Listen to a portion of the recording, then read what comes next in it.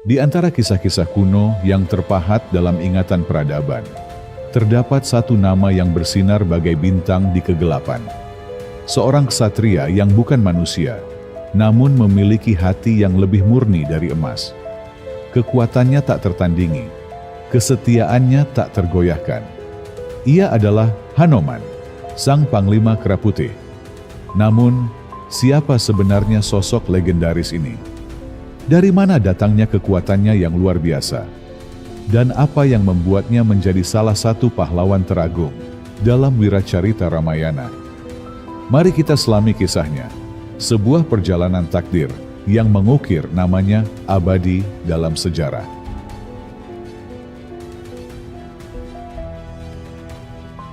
Jauh sebelum Hanoman dikenal sebagai Panglima Perkasa, ia hanyalah seorang bayi kera yang lahir dari takdir yang luar biasa. Kisahnya dimulai dari sebuah kutukan yang menimpa bidadari bernama Anjani, yang kemudian dilahirkan kembali ke dunia sebagai seekor kera. Anjani, dengan hati yang tulus, menjalani kehidupan barunya sebagai petapa di sebuah hutan. Pada suatu hari, takdir membawanya pada pertemuan tak terduga dengan Dewa Bayu, sang dewa angin yang perkasa. Pertemuan ini bukanlah kebetulan, melainkan bagian dari rencana alam semesta yang lebih besar. Anjani, yang sedang melakukan tapa, menerima anugerah tak terduga dari Dewa Bayu. Dalam suatu momen suci, Dewa Bayu menyalurkan kekuatan ilahinya ke dalam rahim Anjani. Kekuatan ini bukanlah sembarang kekuatan, melainkan esensi dari angin itu sendiri, yang memberinya kecepatan dan energi tak terbatas. Dari perpaduan antara spiritualitas Anjani dan kekuatan ilahi Bayu, lahirlah seorang bayi kera yang kelak akan menjadi pahlawan agung. Bayi ini diberi nama Anjaneya, yang berarti anak Anjani, sebuah nama yang mengingatkan pada ibunya yang penuh kasih sayang. Namun, Anjaneya bukanlah bayi biasa. Ia tumbuh dengan cepat, menunjukkan tanda-tanda kekuatan yang luar biasa sejak dini. Saat masih sangat kecil, ia melihat matahari terbit dan menganggapnya sebagai buah yang lezat. Dengan kelincahan yang mengejutkan, ia melompat ke langit, berniat untuk memetiknya. Tindakan ini mengejutkan para dewa di kahyangan. Indra, sang raja para dewa, melihat kenekatan Anjaneya dan menganggapnya sebagai ancaman. Dengan paniknya, Indra melemparkan petirnya, Vajra, ke arah Anjaneya. Petir Indra menghantam rahang Anjaneya, menyebabkannya terjatuh kembali ke bumi. Insiden ini meninggalkan luka pada rahangnya, yang kelak akan menjadi ciri khasnya. Ayahnya, Dewa Bayu, yang menyaksikan kejadian itu, murka. Ia menarik seluruh udara dari alam semesta, menyebabkan semua makhluk kesulitan bernapas. Kekuatan Bayu begitu dahsyat, sehingga para dewa terpaksa memohon maaf. Mereka pun menganugerahkan berbagai berkah kepada Anjaneya. Para dewa berjanji bahwa Anjaneya tidak akan pernah mati akibat senjata apapun. Ia akan kebal terhadap petir dan api, serta memiliki kekuatan yang luar biasa. Dewa Surya memberinya kemampuan untuk mengendalikan api dan cahaya, sedangkan Dewa Varuna memberinya kekebalan terhadap air. Berkah-berkah ini menjadikannya makhluk yang hampir tak terkalahkan. Setelah dianugerahi berbagai kekuatan, Anjaneya pun diberi nama baru oleh para dewa, yaitu Hanoman, yang berasal dari kata Hanu, rahang, dan Man, terkena, merujuk pada luka di rahangnya. Sejak saat itu, ia dikenal sebagai Hanoman. Hanoman tumbuh di bawah asuhan ibunya, Anjani, dan sang ayah, Dewa Bayu, yang selalu mengawasinya dari jauh. Ia menghabiskan masa kecilnya di sebuah hutan yang indah, mempelajari berbagai ilmu dan ajaran dari para petapa. Namun, kekuatannya yang tak terkendali seringkali menimbulkan masalah. Dengan kenakalan khas anak-anak, ia sering menggunakan kekuatannya untuk bermain-main, seperti merobohkan pohon-pohon atau memindahkan gunung-gunung kecil. Kenakalan ini membuat para petapa di hutan merasa terganggu. Mereka pun mengadu kepada Dewa Bayu. meminta agar kekuatan Hanoman dikekang.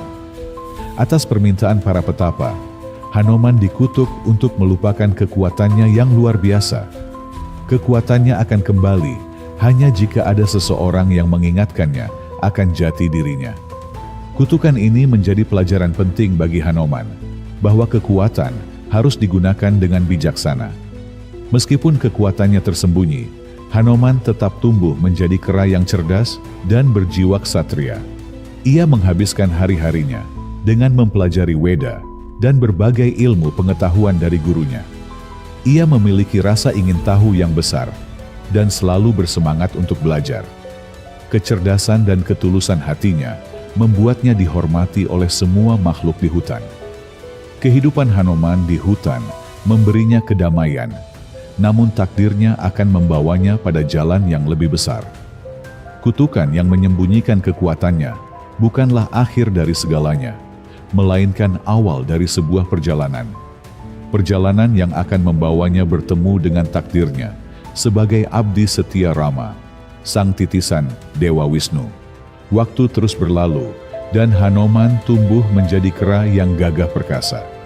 Meskipun kekuatannya yang luar biasa terkunci, ia tetap memiliki kecerdasan dan kesigapan yang tak tertandingi. Kehidupannya yang damai di hutan berubah ketika ia bertemu dengan dua pangeran yang sedang mengembara. Kedua pangeran ini adalah Rama dan Laksmana, yang sedang dalam pencarian Dewi Sinta, istri Rama yang diculik oleh raksasa Rahwana. Rama dan Laksmana yang kelelahan setelah perjalanan jauh, sampai di sebuah wilayah yang dikuasai oleh bangsa Kera. Di sana, mereka bertemu dengan Sugriwa, seorang Kera yang diusir dari kerajaannya oleh kakaknya sendiri, Subali. Sugriwa hidup dalam ketakutan, bersembunyi di pegunungan Risyamuka, di mana Subali tidak bisa masuk karena kutukan. Hanoman, yang saat itu adalah penasihat setia Sugriwa, melihat kedatangan Rama dan Laksmana. Ia merasa curiga terhadap mereka dan memutuskan untuk menyelidiki. Hanoman menyamar sebagai seorang petapa dan menghampiri Rama dan Laksmana. Ia bertanya tentang identitas mereka dan tujuan kedatangan mereka. Rama, dengan ketulusan hatinya, menceritakan seluruh kisahnya. Bagaimana Sinta diculik oleh Rahwana, dan bagaimana ia kehilangan segalanya.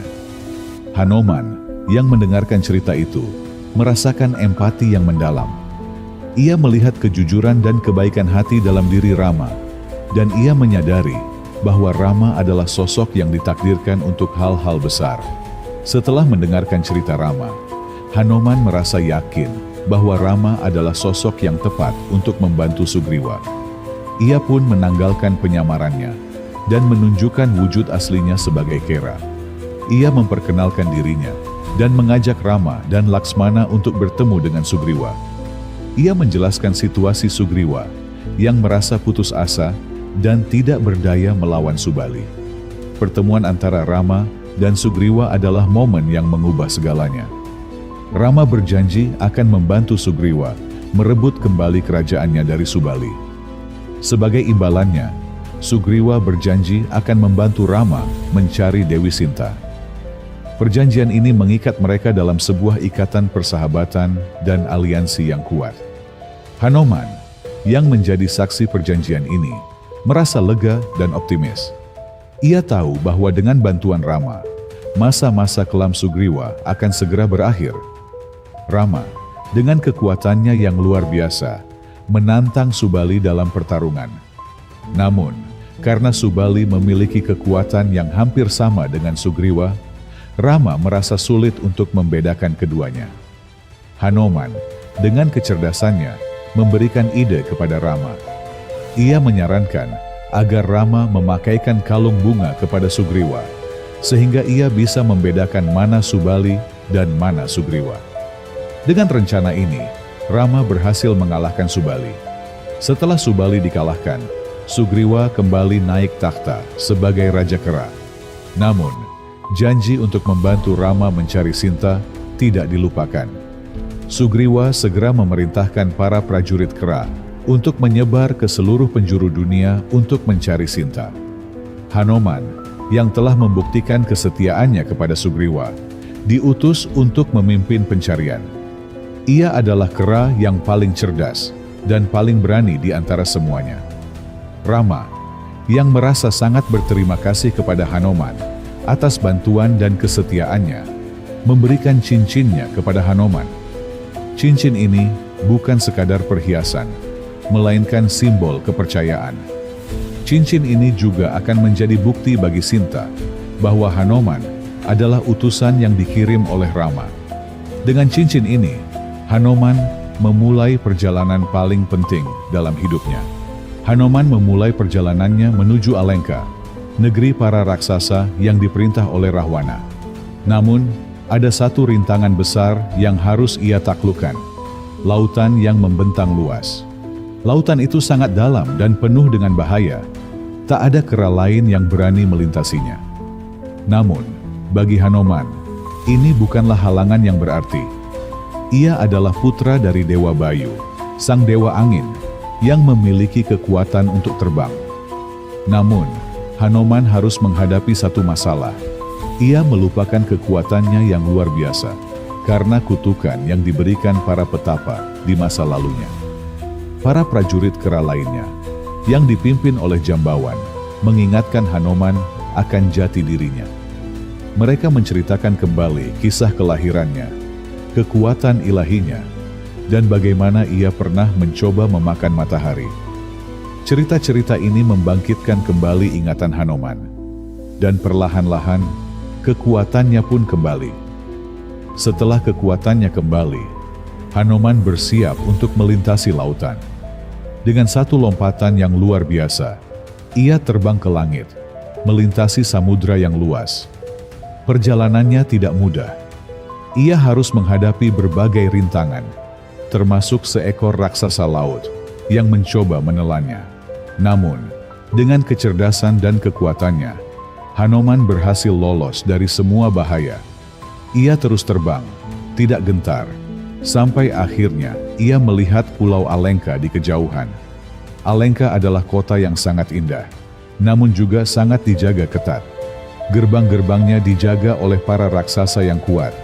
Hanoman, yang tidak ingin menimbulkan kecurigaan, menyamar menjadi seekor kera kecil.